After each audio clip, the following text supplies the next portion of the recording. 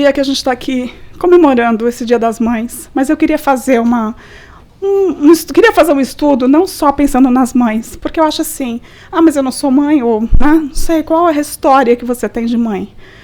Mas aquela pessoa que esteve na sua vida, que cuidou de você, como a Marisa chama os pais, né? Os pais que são mães, os cuidadores, os avós. Deixa eu pegar minha água aqui. Então era para a gente conversar um pouco sobre isso, porque independentemente do relacionamento, a gente vai ter que conviver. Então, se a gente conviver com a família sanguínea, ou não que seja sanguínea, a gente vai ter que aprender essa convivência. Então, era um pouco disso que eu queria falar com vocês, pensando não só nesse relacionamento materno, mas pensando no nosso dia a dia, como que a gente se interage entre os outros. E eu achei essa foto bem bonitinha, para representar o que a gente é, e o amor que a gente tem, porque nós somos um pouquinho desse cacto, assim, né, com esses espinhozinhos, tentando amar. E a gente esquece que o relacionamento com o outro é outro cactus. E que ele também tem os espinhozinhos. Seria bom se não, né? Se a gente se relacionasse só com flores perfumadas, mas não é isso que acontece. E a gente, às vezes, também não é essa florzinha perfumada. Vamos combinar que a gente também é um pouco difícil. Se a gente perguntar para os nossos parentes, vão achar que a gente que é o problema e não eles. Então, a gente também sabe que estamos aí nessa luta, né? E por que eu coloquei a arte de conviver e não o desafio de conviver? Porque a gente já sabe que conviver é um desafio. Mas a arte não. A arte, ela vem do latim. A arte, ela quer dizer assim, a habilidade que você tem para fazer alguma coisa. É uma arte. Quando você tem habilidade para alguma coisa. Será que a gente tem habilidade para conviver? Né? E o que seria esse conviver? Lógico, né? Conviver, viver junto. E a arte que faz uma obra. Então, sim, que obra a gente está fazendo? Uma obra de arte? Né? Ou a gente está fazendo assim, uma obra meio mal acabada? Porque a gente está, essa convivência, o que a gente está tentando fazer? Vou fazer uma arte de qualquer jeito? Eu vou trabalhar para que saia uma obra de arte disso aqui. E obra muitas vezes requer o quê? Que você desmanche tudo e faça tudo de novo, não? Quem pinta ou quem faz alguma escultura deve ter começado quantas vezes? Cadê o nosso pintor? É isso que eu procurei ele já, o Falcão. Quantas obras antes de ser exposta, né, quantas foram destruídas? Mas a questão é que ele nunca desistiu. Por isso que eu achei que a arte de conviver é um pouco desse convite. A gente não pode desistir. Está meio torta a família, está meio torto o relacionamento, o trabalho, mas assim, é uma habilidade, a gente vai desenvolver. Para que a gente também possa, lá na frente, ter outras oportunidades de convivência. Joana de Ângeles vai dizer para a gente que a convivência é uma grande oportunidade em nossas vidas para aprendermos a lidar com os nossos lados menos nobres. O que seria isso? A impaciência, a incompreensão, a inveja, ciúme, a gente pode enumerar, né? Os nossos lados menos nobres. Ela não quer dizer só um lado, mas os nossos ladinhos mais, né? Os nossos espinhozinhos aqui. E eu vou confessar a vocês, quando eu fui procurar o que é conviver, eu não sei vocês, mas eu fui no Google. Tem muitas perguntas esquisitas que eu ponho no Google. E aí eu coloquei assim, como conviver? E as respostas vieram várias. Como conviver com uma doença, como conviver com um chefe difícil. E teve uma que eu quase li, mas não ia dar para usar aqui, então eu desisti. Falava assim, como conviver com pessoas difíceis e se livrar delas. Aí eu falei assim, nossa, essa aqui não dá para estudar, né? Mas está lá no Google. Né? Pensa bem. Então, assim, a gente tem que descobrir como é conviver, mas não é nesse nível. Tá? E eu comecei a pensar, e você sabe, você vai procurar uma coisa no Google, quando você vê que está procurando um outro assunto que você nem era o que você tinha procurado lá. Você vai de uma pergunta para outra, abre um monte de janela, daqui a pouco você nem acha mais o que você queria ler e fica aquela confusão. Nisso tudo, eu falei assim, deixa eu ver qual é a pergunta mais perguntada no Google. E eu vi várias coisas interessantes. Fica comigo, tá? Eu vou chegar lá. Mas é porque foi tão legal. Eu vi alguns sites, eu não sei exatamente qual é o que tem a informação correta, mas eu peguei os que são, assim, eles se concordam na informação. E a pergunta mais perguntada no Google é, qual é meu IP? Né, do computador. Eu falei, que pergunta no Google? Não sabia essas perguntas que eu faço para o Google. Mas qual é meu IP? A pessoa quer saber o quê? A localização dela, né? O IP lá do computador.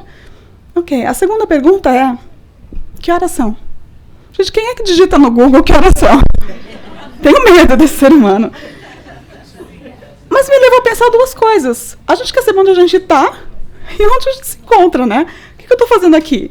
Me levou esse pensamento, assim. E eu vou dividir com vocês outras perguntas que eu achei interessante. A número 7 é como perder peso. A número 9 é legal. Quando é o Dia das Mães? O povo quer saber quando é o Dia das Mães. E depois tem como dar laços de gravata, como beijar, e aí vocês, a imaginação, preenche o resto. Mas pensa bem, a gente está sempre buscando alguma coisa. E nem sempre o Google ele é um bom conselheiro, como aquela matéria que eu vi, ou você convive com pessoas tóxicas, ou você se livra delas. Cuidado com as perguntas do Google. Por isso que a gente está aqui. Porque não dá para livrar. A gente não vai conseguir se livrar. É muito difícil. Não que você vai conviver com situações que vão te colocar em risco, né? A gente sabe que existe um extremo. Mas a gente também entende que tem todo um contexto. Por que a gente está ali com aquelas pessoas tóxicas? A gente quer acabar com a pessoa tóxica, mas a gente não pensa o que eu posso fazer comigo para que eu não atraia esses relacionamentos para mim. Porque, de uma certa forma, a gente está entrelaçado. Ninguém está ali por acaso. Se aquela situação está acontecendo, porque tem um propósito ali de aprendizado, de...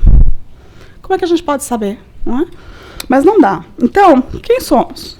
Nós vemos aqui, aprendemos, nós somos espíritos criados por Deus, simples e ignorantes, né, que nós vamos progredir, nós vamos conseguir essa plenitude. E onde estamos? Alguém que acharia que viria para um planeta como o planeta Terra ia ser fácil conviver. Né? Não dá, são os cactos andando pela rua.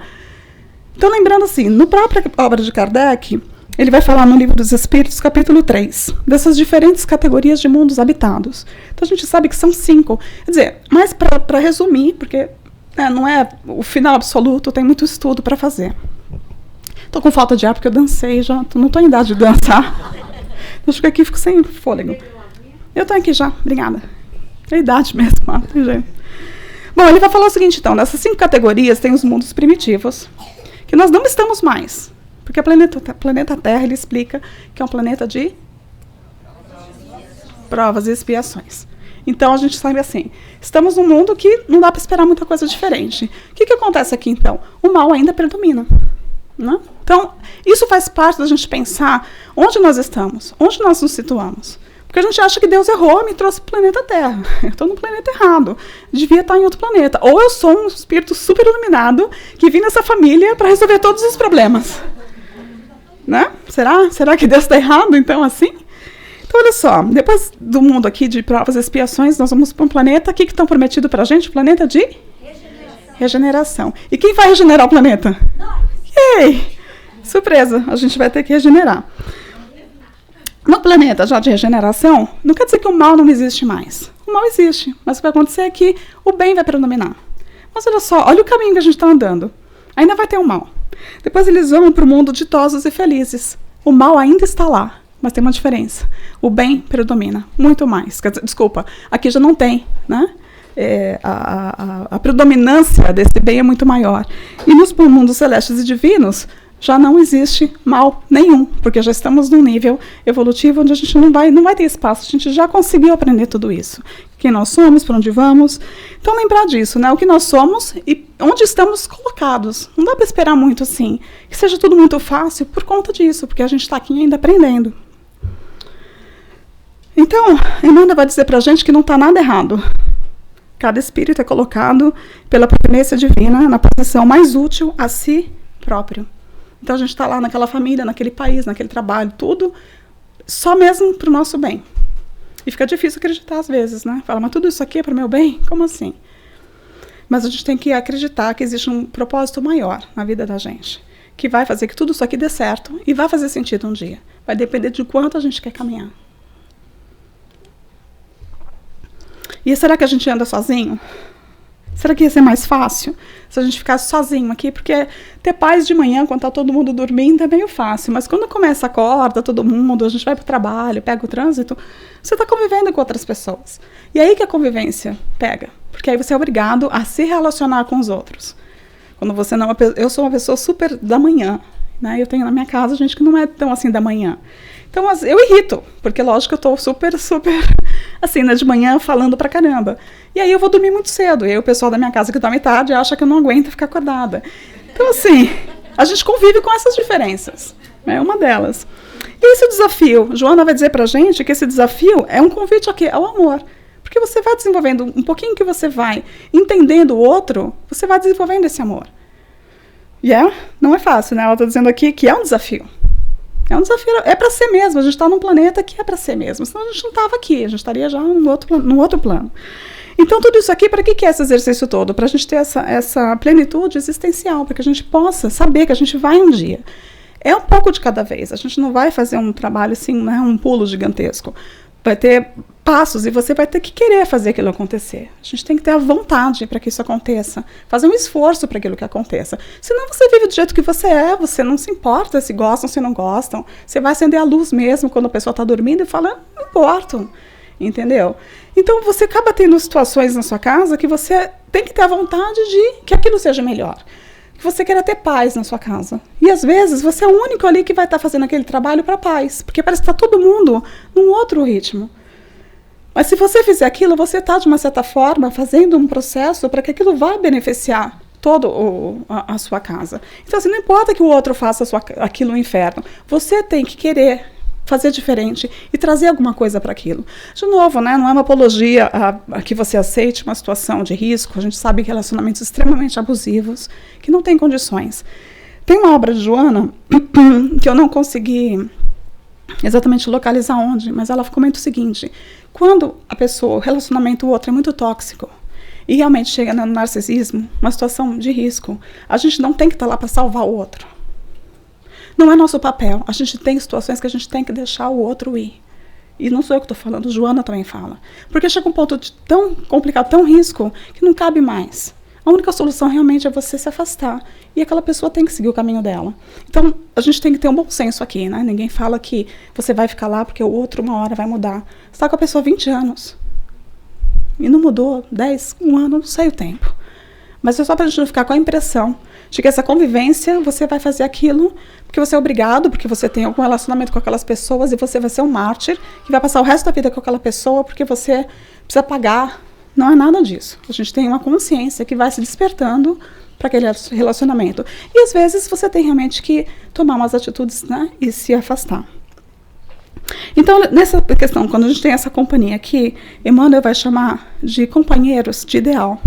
A gente está caminhando com pessoas que têm mais ou menos o nosso ideal. Se a gente está naquela situação complicada, é porque estamos envolvidos ali. Estamos colocados exatamente onde teríamos que ser colocados. E ele fala que se a gente viesse ao planeta Terra e não tivesse outras pessoas para a gente conviver, era como se a gente fosse para uma escola que a gente não tem material para estudar. Tamanha importância da gente conviver uns com os outros. Gostando ou não, nós somos material de estudo uns dos outros. E muitas vezes a gente só consegue se despertar de alguma coisa em nós quando a gente vê no outro algo que incomoda e você nem imagina que é seu mesmo que você está vendo. Então, essa forma que o Criador usou para que nós possamos nos melhorarmos. Dependemos desse contato, desse atrito, dos grupos de WhatsApp, que dá bom dia 20 vezes, que bota lá um assunto de política, aí fica bravo, tira, né, sai. Já sabe, não pode sair de grupo de WhatsApp. Menos o HSSF. Mas de verdade, são atritos que são difíceis, mas quando você supera também uma situação difícil, também é legal. Quando você recupera uma amizade, um casamento difícil, um relacionamento com o filho, também tem a parte legal, não é só a parte ruim do relacionamento, né? E assim, às vezes a gente acha que o outro é que é o inconveniente, mas e se o outro, como eu já disse, falasse da gente, será que nós não somos, tem que conviver com ela? Tem sempre esses dois lados, né? E para que tudo isso? Para que a gente tem que estar aqui? Para que a gente vai estar junto? Qual que é o propósito disso tudo? Para que a gente está aqui junto? Freud já dizia que nós somos seres relacionais. Nós precisamos desse contato com outras pessoas. Isso é nato do ser humano. Nós precisamos um do outro. Não dá para ficar muito tempo. Tendo em vista que a gente passou de 2 anos ficar dentro de casa, sentindo falta de pessoas, porque assim, ficamos confinados, né, mais com a família direta, mas a gente sentiu falta de muita gente. Tem muita gente querida que a gente queria ver e a gente não estava conseguindo ver. Quem mora aqui, está longe da família no Brasil, a gente não convive o tempo todo. Mas a gente sente falta desse carinho. Eu adoraria poder dar um abraço na minha mãe hoje. E não dá, a gente sabe disso, a gente precisa desse contato. Então, no Livro dos Espíritos, eles explicam para a gente exatamente isso. Existe essa lei, é uma lei de Deus que fez a gente para viver em sociedade, é a lei de sociedade. E, né, ele não deu para a gente a palavra e faculdades para a gente não utilizar. Então, um processo assim que a gente vai fazendo individual, mas também um processo evolutivo. Nós temos a nossa caminhada individual, que somos responsáveis por aquilo pela gente, e tem o nosso progresso coletivo, aquilo que um faz pelos outros. Que bom que tem as pessoas que cozinham tão bem, que bom que tem pessoas que fazem decoração tão bem, algumas tentam falar bem, né? Outras vêm, ajudam com a mesa, ajudam tanta coisa que precisamos uns dos outros. O pessoal vem e canta, né? Que cantam, encantam, quanta coisa precisamos uns dos outros, que não sabemos fazer. A gente vai para o médico porque a gente não sabe fazer uma cirurgia. Então, é necessário, a gente depende realmente um do outro para conseguir fazer isso, que faz parte dessa convivência em sociedade. Então, o homem tem que progredir, porque insulado, isso não lhe é possível, por não dispor de todas as faculdades. É-lhe necessário contato com os outros homens. Isso assusta ou anima você? Né? Porque a gente tem, assim, desafios de convivência tremendos.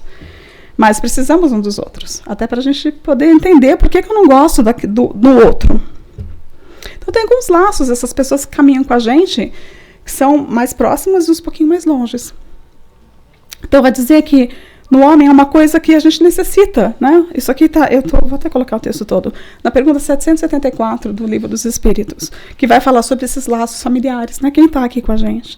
Há no homem alguma coisa a mais, além das necessidades físicas, a necessidade de progredir. Isso está dentro da gente também, nós queremos progredir, senão a gente estaria ainda na caverna, né? Não teria estado. Olha quanta coisa a gente vai fazendo porque a gente quer progredir. Fazer melhor cada vez mais do que a gente já faz.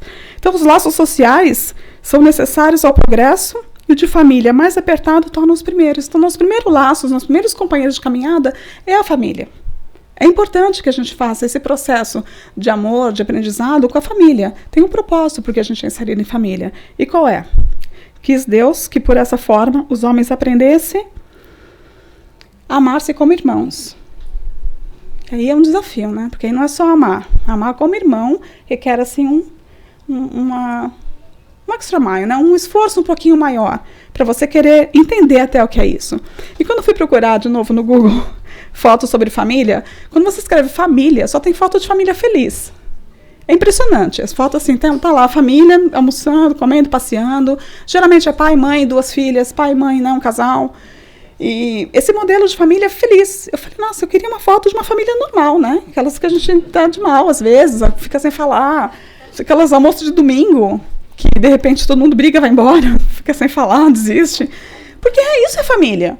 Quando eu coloco lá e vejo família, só foto de gente sorrindo, eu fico me perguntando, qual é a nossa visão de família? Ou qual é a visão de família que a gente quer? Porque aí a gente olha para nós e fala assim, caramba, eu não tenho esse café da manhã na mesa, todo mundo sorrindo de manhã, né, passando manteiguinha no pão, o cara todo arrumado, a mulher maravilhosa, linda de manhã, os filhos super educados, sentados à mesa. Qual o problema com a minha família? Não é bem assim. Aí eu achei esse aqui pelo menos não é real, né? Não sabe que é um desenho. E assim, você não sabe nem quem é quem aqui. De repente, o relacionamento de família mudou tanto. De repente, o casal que você acha que é casal não é o casal convencional. Por isso que eu achei bonitinho aqui. Porque tanto faz quem está com quem. Porque o ponto não é exatamente como você entra na família. Porque mãe de filho adotivo, ela não é mãe de filho adotivo, ela é mãe. Aquele filho adotivo entrou na vida dela por um propósito. Se a gente acredita que ninguém se encontra por acaso. Então ela é mãe. Ela não precisa ser mãe de um filho adotivo. Ela é mãe de uma criança que entrou na vida dela, mas não muda o fato da maternidade dela. Então, por isso que eu fiquei pensando de não colocar assim uma foto daquela família feliz, maravilhosa. Né? Emmanuel vai dizer pra gente que quando a gente tem esse laço de família, esse laço social e da família mais próxima, ele fala que com a gente tem mãos ingratas ou infelizes. Os corações enrijecidos e as almas doentes que nos cercam constituem hoje a colheita de nossa própria sementeira de ontem no terreno do destino. Quem é responsável mesmo? Por que a gente está naquela família? Onde está na convivência nossa? Nós temos algum papel ali. Será que todo aquele problema que a gente vê ali a gente não causou um dia? E aí você fala, não consigo imaginar. Fui eu que posso ter causado isso. Mas podemos, se a gente voltar algumas vidas anteriores, onde começou? Quem está devendo para quem? Quem é a vítima? Quem é o algoz?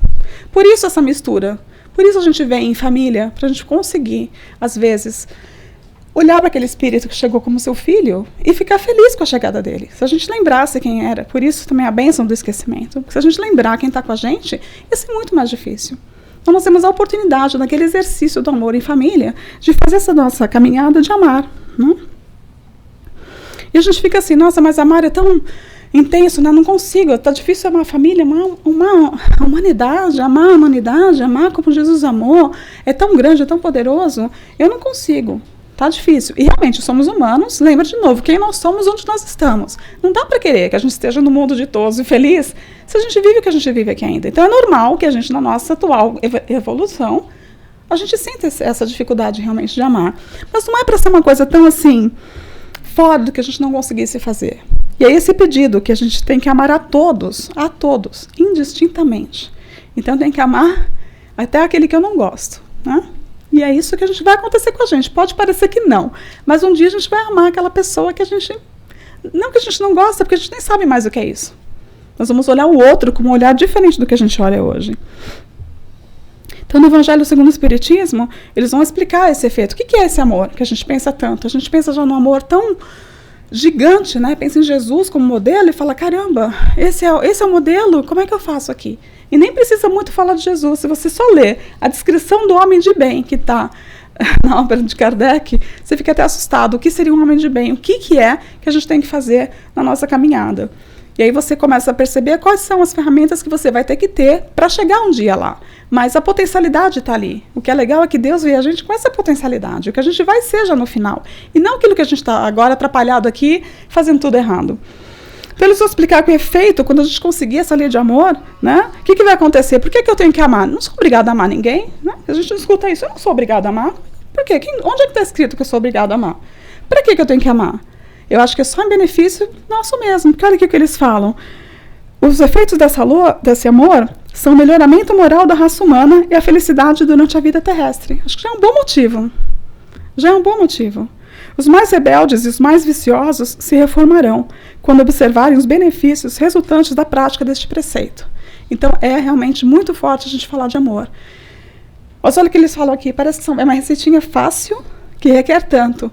Mas se você se coloca nessa equação, melhora um pouco. Por quê? Não façais aos outros o que não quiserdes que vos façam. A gente sabe exatamente aquilo que a gente não gosta.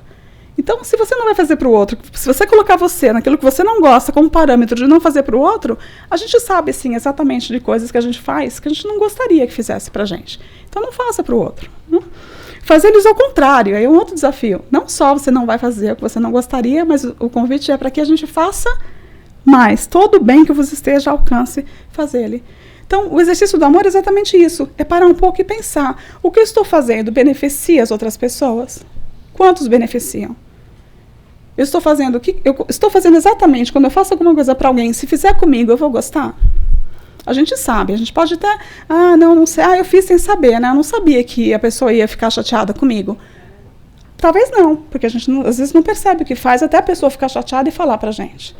Mas então, quando você percebe, você faz um outro caminho, de fazer o bem. Você já começa a ter uma consciência melhor, de querer fazer o bem para uma outra pessoa, baseado nisso. Eu gostaria que alguém fizesse isso para mim. Dia das Mães, as mães ficam assim, né? Puxa, assim, não precisa de presente, mas que legal se eu ganhasse o presente. Porque sabe o gostoso que é de você agradar uma pessoa? A gente sabe disso. Então, esse é o parâmetro nosso, que parece um pouco egoísta, tipo assim, eu adoraria que alguém fizesse uma surpresa para mim e me desse um buquê de rosas, porque eu sei o quão é gostoso isso. Se é gostoso para mim, deve ser bom para outra pessoa. Embora algumas pessoas não gostem de rosas às vezes. Mas você sabe aquele sentimento. E aí você passa a fazer alguma coisa para alguém, porque você sabe que quando você faz, aquela pessoa tem um sentimento agradável com aquilo. Então, quando ele fala amar a todos os vossos irmãos, indistintamente, ele também incluiu a quem? O nosso inimigo. Mas posso estar de brincadeira, né? Que já é difícil amar quem a gente gosta. Imagina amar um inimigo. Lembrando que o inimigo não é o inimigo ferrenho, aquele, né, o soldado do outro time, o torcedor do outro time, né? Aquele que ele é oposto, ele gosta de tal partido político. O inimigo, ele é mais aquele que pensa diferente de você. Então, não necessariamente que seja um inimigo ferrenho, mas o fato, às vezes, da pessoa não concordar com o que você está falando, a gente já fica com raiva, às vezes, do que a pessoa está falando. Porque simplesmente não concorda, a gente não tem o mesmo ponto de vista. E aí, vamos falar como inimigo, nesse sentido de, tem os inimigos, claro, que a gente vai fazendo, né? A gente tem relacionamentos que magoam, que machucam, que a gente carrega com a gente todos esses sentimentos. Mas o sentido do inimigo daquele que pensa diferente só. E não é um fato de que você fala assim, não, mas é diferente, né? Amigo é uma coisa, inimigo é outra. E na própria literatura, se vocês forem ler, é maravilhoso, porque tem explicação bem clara do que eles querem dizer sobre o inimigo. Eles nem pedem que o coração da gente bata diferente diante do inimigo como bate diante de um amigo. O que eles pedem simplesmente é que a gente não revide o mal, que a gente faça o bem, que a gente ore por eles, que a gente tenha uma postura mais proativa com relação a isso. E pede também o perdão, que é um outro caminho com relação aos inimigos. Mas principalmente a gente lembrar que essa forma diferente de ver a vida, essa forma de divergir, às vezes, de algum assunto que a gente pega na parte mais como inimigo, e a gente vai sentir diferença, porque quando a gente encontra um amigo, quando a gente encontra alguém que a gente gosta, lembra que a gente vai estar emitindo vibrações mais agradáveis. Quando você encontra uma pessoa que você não tem afinidade, você vai gerar outro tipo de emoções. E isso a gente sabe que atinge a psicosfera. Então, é natural que a gente não se sinta bem diante de uma pessoa que a gente não gosta, que a gente tem inimizade. E por isso, muitas vezes, na família, a gente tem casos que a própria família não consegue conviver. Porque tem histórias ali, nós somos espíritos imortais. Temos situações, histórias em família, que o ódio, o inimigo, vem de muito tempo. Então, às vezes, não consegue nem interagir, porque a própria atmosfera, entre um e outro, já traz aquilo no próprio ambiente. Fica mais difícil realmente a gente conviver com isso. Mas é lembrar disso, a gente tentar olhar para aquilo, como a gente olha, quem são esses outros espíritos que estão com a gente, de onde eles vêm, né? Qual é a história de cada espírito? Ali eles estão vivendo um personagem, mas qual é a história de nós como espíritos? Então a gente vai estar, o que eles pedem para a gente é isso, né? Está lá no Livro dos Espíritos, retribuir sempre o mal com o bem, sem a intenção de os humilhar. Quem assim procede, preenche as condições do mandamento ao amai os vossos inimigos, que é simplesmente isso. Isso tá, eles dão também para a gente uma indicação de como fazer isso, e está na questão 886, onde Kardec pergunta aos espíritos qual o tipo mais perfeito que Deus ofereceu aos homens. E tem uma tradução que fala, vede Jesus. E eu até não tinha pensado nisso. Exige que a gente realmente veja Jesus. De parar e prestar atenção em como ele fez a caminhada dele, o que ele traz para a gente com relação aos ensinamentos dele, com todos os relacionamentos de convivência que ele teve. Porque ele não tinha uma turma fácil de conviver. Você imagina quem andava com Jesus? Pedro, com o temperamento dele, né? Quantos dos apóstolos, né? A própria história de como ele interagiu com as pessoas que ele curou. A parte da samaritana, né, do apedrejamento. Então, assim, como que Jesus foi fazendo esse caminhar todo? Ele acaba sendo realmente para a gente um modelo. Então, não é só para olhar Jesus, não é ver Jesus mesmo com a intenção de ver. É um imperativo mesmo, ver de Jesus. Ele tem ali, no planeta Terra, para a gente como humanidade, um exemplo que a gente não tem como duvidar. Pode duvidar até do Jesus, né? Do Jesus que a gente fala dele na parte mesmo, Filho de Deus. Mas como homem, se for estudar, não tem como não falar quem foi esse homem que passou pelo planeta. Então, o que vai acontecendo? Esse espelho aqui é o espelho que a gente ganha no KSSF. Quando a gente começa a frequentar aqui, a primeira coisa que a gente ganha é um espelho para ver que a gente está ali inserido muito daquilo que a gente está passando. Nós temos, não só nós somos o problema, mas principalmente nós somos a solução, que acho que é o mais legal. Não é se ver como um problema, fala, pois é, agora tudo culpa minha. Não, né? Agora aqui, assim, é você que você tem o poder de resolver as coisas que estão aí te incomodando. Então, para a gente poder pensar um pouco sobre isso, no capítulo 10 do Evangelho segundo o Espiritismo, eles falam para a gente que a maior insensatez da imunidade consiste em vermos o mal de outrem antes de vermos o mal que está em nós. Então, o grande problema da convivência também é que a gente consegue muito facilmente identificar o mal no outro, o mal agir do outro, do que a gente vê na gente. Não é assim que fala? No próprio Evangelho, que a gente vê, né, o irmão, vê a trave, mas não vê o cisco que está dentro do olho da gente. É muito difícil a gente fazer esse caminhar, de ver o que a gente faz que irrita também. Para julgar-se a si mesmo, fora preciso que o homem pudesse ver seu interior num espelho, pudesse, de certo modo, transportar-se para fora de si mesmo, considerar-se como outra pessoa e perguntar: que pensaria eu se visse alguém fazendo o que eu faço? Como seria essa resposta, né? Acho que isso é uma pergunta que a gente tem que fazer. O outro me irrita no que ele faz, mas E o que eu faço que irrita o outro? Se a gente tiver não, a conversa é com o espelho mesmo. O que a gente faria com isso se a gente soubesse que o outro pudesse falar isso pra gente, né? Não que você vai perguntar pro outro, não é pra todo mundo sair daqui e perguntar pro outro isso. A gente quer um Dia das Mães que termine bem, em paz, e as mães vivas. Não pergunte pro outro. A viagem primeiro é para o espelho mesmo. É você que tem que fazer essa pergunta, porque a gente já sabe a medida de não fazer para o outro o que você não gostaria que fizesse para você. Você já sabe essa resposta, né? Então, conforme a gente vai fazendo esse trabalho de autoconhecimento, a gente vai percebendo essas nossas emoções, a gente vai se conhecendo mais e a gente vai compreendendo mais quando a gente entende essas emoções.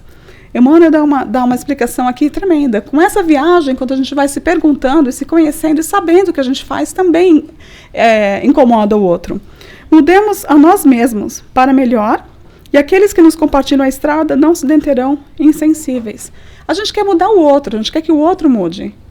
Mas as pessoas são o que elas são, não são o que a gente gostaria que elas fossem. E aí eu fiquei pensando isso hoje no carro, né? Até comentei com o Tom na vinda para cá. Falei, pois é, o grande problema é que a gente quer que o outro faça o que a gente quer que ele faça. Mas a gente não quer fazer o que o outro quer que a gente faça. Aí fica difícil. Porque o outro tem a mesma expectativa. Eu quero que ele mude para eu gostar dele. E ele quer que eu mude para ele gostar de mim. A música do Djavan fala, vem me fazer feliz porque eu te amo. Então, assim, sou eu primeiro. Né? Mas é importante a gente pensar isso, porque quando a gente começa a mudar, a gente pensa que a gente tem o poder no espelho de mudar a gente, automaticamente as pessoas que nos acompanham, elas percebem essas mudanças. E a gente percebe nos outros também. Não exija dos outros a iniciativa para as realizações da harmonia e da segurança. Dá o primeiro passo e os outros te seguirão.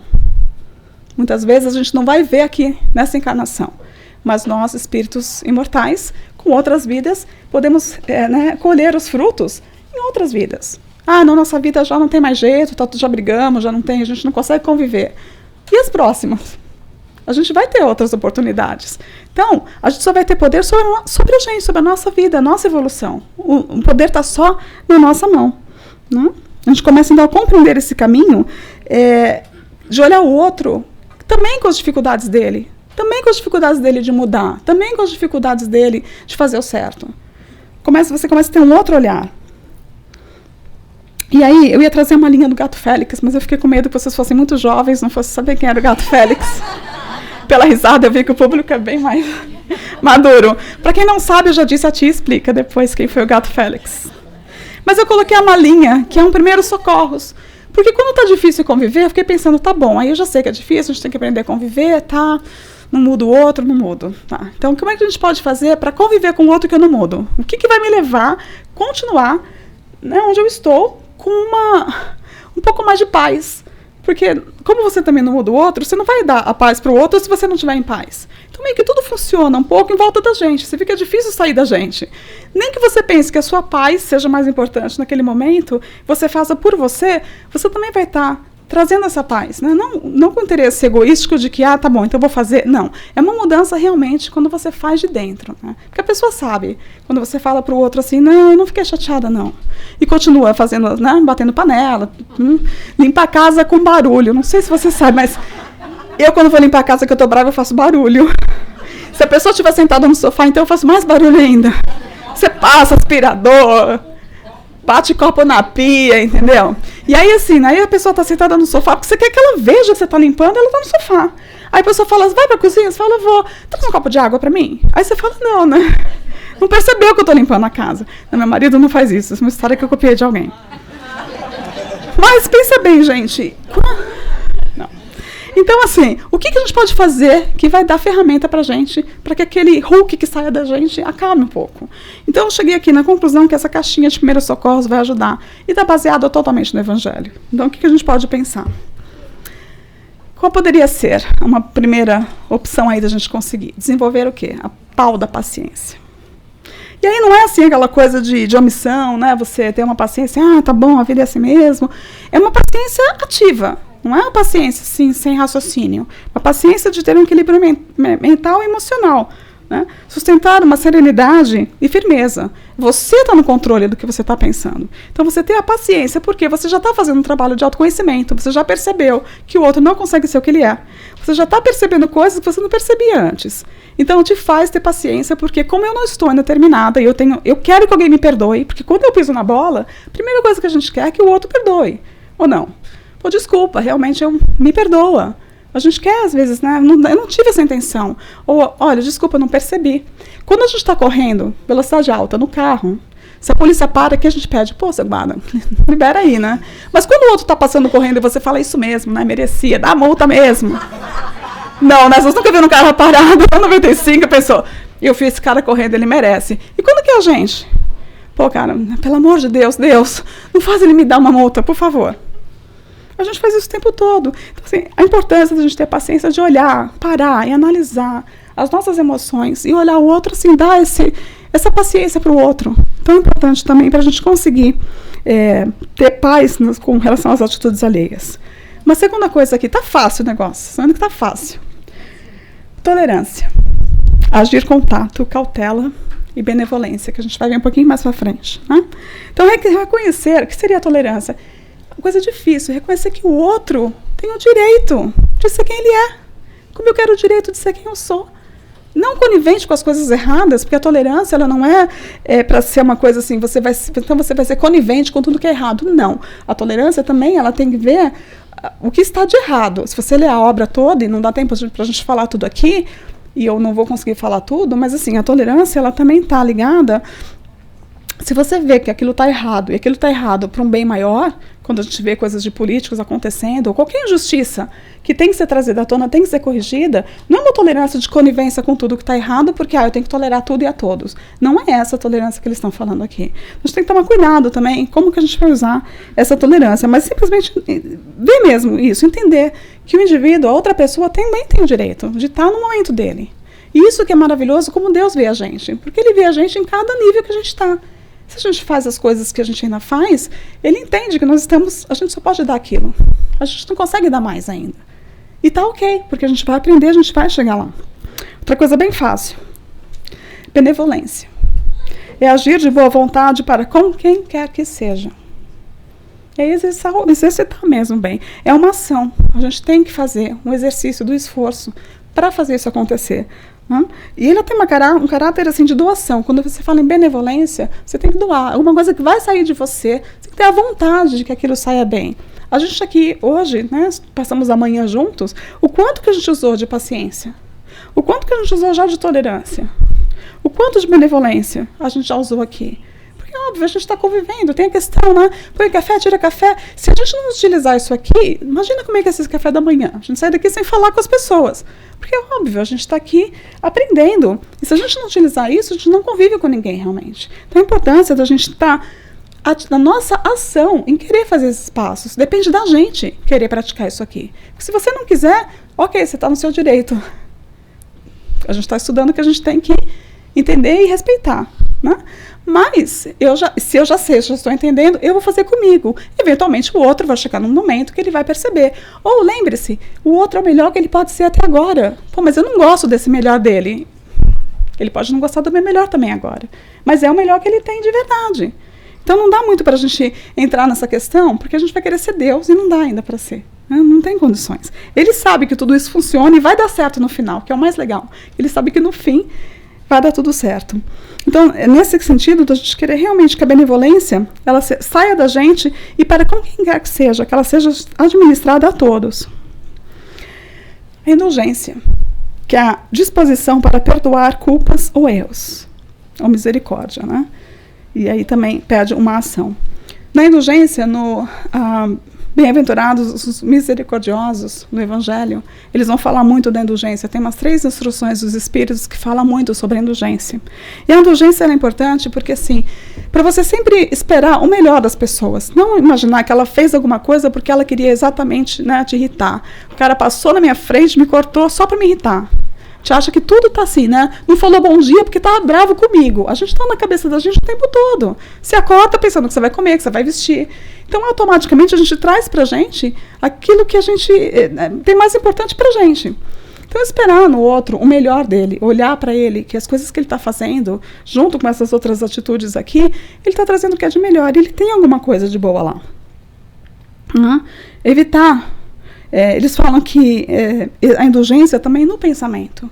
Porque olha o que a gente faz. Às vezes a gente não quer... eu não falo mal de ninguém, mas pensa pra caramba. Então a indulgência também é com o pensamento. Por que a gente fica assim com essa coisa no pensamento? Sabe quando você encontra assim com um amigo, aí você está conversando e fala, nossa, e fulano, você lembra dele? Nossa, faz muito tempo que eu não falo, não vejo, não sei. Mas eu fiquei sabendo que ele... E aí você entra numa conversa, daqui a pouco você está falando da pessoa, de um assunto, de uma fofoca, e já está julgando o rapaz, a moça. A indulgência é com os nossos pensamentos, com as nossas atitudes, com a nossa fala. O que a gente fala dos outros. A indulgência é isso, a gente desculpar e perdoar e entender esse próximo, né? Lembrando que é aquele que não tiver pecado, que atire a primeira pedra. Então a gente fala, pensa, e tá o quê? Sempre não pensando muito naquilo que a gente está fazendo, né? Outra coisa bem fácil, perdão das ofensas. Super fácil. A listinha é boa. Mas eu achei que é legal essa listinha, porque apesar de parecer uma lista assim bem difícil, eu acho que se a gente mantiver ela perto, ajuda que a gente pense como a gente quer interagir. Porque se você não quer, realmente está tudo bem. Mas se você quer um pouco de paz, se você acredita que esse planeta pode melhorar, ou se você quer morar num lugar melhor, que não tenha tanto problema, ainda seja tão difícil de conviver com a Terra, eu acho que a gente tem que fazer um esforço, porque senão a gente vai ter mais do mesmo. Enquanto a gente continuar comendo doce como eu como, assim, a gente sabe daquilo que a gente não consegue parar de fazer. Não dá para esperar um resultado diferente. Então, se a gente quer fazer um processo de se sentir melhor, de se autoconhecer, de viver em paz com o outro, de querer que as coisas sejam melhores para você, a gente tem que fazer um esforço, tem que querer. Então, essa listinha, eu achei que ela é muito boa por isso. O perdão das ofensas, eu acho que é um assunto assim, que não dá para falar nessa palestra de hoje. Acho que ela é muito, muito profunda e eu não acho que o tempo todo a gente está pronto para falar de perdão. Acho que a gente tem que ouvir, tem que falar, tem que pensar. Mas você parar naquele momento e falar, não, agora eu sei que eu tenho que perdoar. Você sabe, mas até você conseguir aquele processo leva um tempo. Porque às vezes é tão grave, é tão sério o que você está passando com relação ao que o outro te fez, que é muito difícil você chegar na frente dele e falar assim, poxa, eu te perdoo. É muito pesado, você não vai conseguir fazer aquilo de imediato. Né? Não é uma situação assim, não é uma forma de perdoar que seja fácil. Muitas vezes esse perdão ao outro requer que você desabafe com outras pessoas primeiro. Com amigos, com alguém que vai te dar um suporte, terapia. Não sei, tem outras formas de fazer. Não é tão simples assim chegar para o seu agressor e perdoar. No entanto, a gente sabe de pessoas que perdoaram. A gente sabe de pessoas que perdoaram. A gente sabe de histórias de pessoas que vão na cadeia e perdoam. Então, é possível, é provável e a gente vai conseguir fazer. Mas é um processo e você precisa querer fazer. Então, o perdão das ofensas, para que elas não se perpetuem nas existências futuras. Por quê? Temos que lembrar disso. A gente acredita numa vida futura. O que acontece quando você faz uma inimizade ou você não perdoa ou leva isso para onde? Isso vai te acompanhar. Depois que você fizer a passagem, volta e retorna para a parte espiritual. Você vai ter inimizades que vão se perpetuar. Agora, pode se perpetuar pelo lado do outro, né? Mas se você fizer o caminho de você perdoar, eles falam pra gente que você já fez a sua parte. O outro vai seguir o caminho dele. Então, o perdão, eu acho que tem que ser para um outro dia, porque tem muita coisa para a gente falar realmente sobre o perdão. É um processo, a gente fala, eu perdoo, mas não esqueço. A gente entende, a gente tem as nossas memórias, às vezes, né? Colocar um véu no passado. Às vezes esse véu é muito fino, esse véu é muito transparente. A gente está vendo tudo que passou no passado. Não dá para pôr um véu, né? Uma cortina cerrada que eu não vou ver mais. Não, às vezes eu vejo esse passado através do véu. Mas vai ficando, às vezes, um pouco mais, dependendo da cortina, vai ficando meio suja com o tempo, vai ficando meio, você não vê muito direito. Então, é um processo mesmo. Mas é importante que a gente pense nisso. Até que seja assim, perdoar por tudo aquilo que a gente já viu. Que o outro está no momento dele, que o outro está aprendendo, que eu só posso ter... Né? Assim, o que você trabalha em você te ajuda com que você, pelo menos, perdoe de um certo grau. Até que seja uma pessoa assim que, sei lá, desligou o telefone na sua cara. Pequenos exercícios de perdão todo dia que dá para fazer. A pessoa que te acorda, ou música, buzina, sei lá, quantas possibilidades no dia a gente tem de perdoar. E quantas a gente quer que perdoe a gente. Porque a gente também faz as nossas atrapalhadas. E o que mais a gente quer é que alguém perdoe a gente quando a gente precisa. Então é isso, né? O Evangelho segundo o Espiritismo fala que é próprio da alma elevada que paira acima dos golpes que lhe possam desferir. Isso é o perdão. Próprio da alma elevada que para acima dos golpes que possam desferir. O que é isso? Eu não me ofender nem com aquela ofensa. Já está além. Não é mais que eu não me ofendo porque agora eu já perdoo. Eu aprendi a perdoar. É mais que isso. Eu não me ofendi no dia que você me tratou mal. O que Jesus falou para a gente na cruz? Ele nem se ofendeu. Então, é esse o movimento para a gente pensar mais o que é o perdão. E para onde a gente vai? O que significa quando a gente conseguir. E não que a gente consegue agora. Mas a gente precisa querer para que a gente possa fazer isso, né? Então, ele fala que quando Jesus recomenda que nos reconciliemos o mais cedo possível com o nosso adversário, não é somente objetivando apaziguar as discórdias no curso da nossa atual existência, é principalmente para que elas não se perpetuem nas existências futuras, como eu coloquei aqui. Aí a gente já sabe que a gente não vive só essa vida, que a gente continua e o que a gente quer passar para a próxima vida. Então aqui, a gente sabe que esses três aqui, benevolência, indulgência e perdão, esses três últimos aqui, é a forma como Jesus via a caridade. É a pergunta que Kardec faz sobre os espíritos, perguntando o que seria a caridade para Jesus. E é bem especificamente para Jesus. Qual é a visão de Jesus no que seria a caridade? Que a caridade é o amor em ação. É esse convite da gente amar. Amar. Fazer o exercício de amar. Não fazer para o outro e fazer para o outro aquilo que você gostaria que fizesse para você. Então, essas três palavras aqui, benevolência, indulgência e perdão, o tempo todo. Mas só dá para fazer isso quando a gente tem a compreensão do porquê que eu estou fazendo. Me conhecer, entender que o outro está no momento dele, e o que eu vou fazer comigo, porque com o outro eu não vou conseguir fazer. E por quê? Para que tudo isso? Porque eles falam pra gente que quando isso acontecer, não mais haverá ódios, nem dissensões, mas tão somente união, concórdia e benevolência mútua. Deve ser uma delícia viver no mundo assim. Eu acredito que o dia que a gente conseguir viver no mundo assim, ou o dia que a gente conseguir fazer a nossa casa, a nossa comunidade, o nosso meio, o nosso trabalho, já está excelente, porque a gente vai viver numa situação muito mais agradável, não é verdade? Por isso. E aí eu vou trazer para vocês, já estou terminando, eu trouxe essa frase de Nelson Mandela, um pouco para falar dessa questão do perdão, porque acho que quando a gente fala perdão, a gente tem muita coisa para aprender, muita coisa para falar, acho que mexe muito sentimento, porque ainda vem na lembrança muitas coisas, né? Nós temos graus diferentes para perdoar. E temos pessoas que a gente precisa que eles nos perdoem também, que a gente não tem nem ideia, que eles já estão nos perdoando. Porque se a gente está inserido numa família, lembre-se que, né, tem um processo ali, está interligado. Eles também me receberam naquela família. Pode ser que o meu perdão começou eles me recebendo. Não sou eu que entrei naquela família, porque eu que sou a boa da família, eu entrei nessa família. Não, a gente está interagindo o tempo todo. E essa frase é maravilhosa, porque é Nelson Mandela, quando ele sai da prisão, ele fala essa frase maravilhosa, depois de 27 anos na cadeia.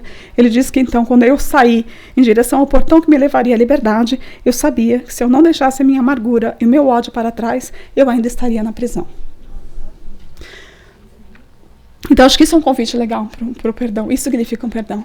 Porque ele fez isso, ele se tornou presidente da África do Sul.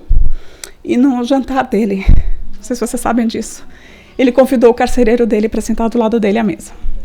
Então, acho que isso é exercitar toda essa paciência, essa tolerância, essa benevolência, a indulgência, o perdão. E por quê? Porque, no final das contas, o prisioneiro sou eu. Porque, às vezes, a pessoa nem tem ideia o quanto que ela me magoou. E eu estou lá carregando a minha mochila pesada. Se eu não faço isso, é o que ele fala aqui, ele ainda estaria na prisão. E olha o que ele fez depois, pelo país, por ele. Imagina ele como espírito, né? O que ele fez nessa vivência dele, o que ele fez? Passar tanto tempo na cadeia, sair, falar isso e ainda ser presidente durante 4 anos. Então é isso que eu queria trazer para vocês, e eu queria deixar essa mensagem de Joana, para a gente poder ter bastante assim, força para essa semana. No dia de hoje, pelo menos, coloca beleza nos teus olhos, a fim de fitares a vida com lentes mais claras. Liberta-te das impressões negativas que te acompanharam ao leito na noite passada, e dispõe-te a encarar o mundo e as pessoas com uma dose de boa vontade. Que Jesus nos ajude a ter esse olhar. Muito obrigada pelo carinho de vocês.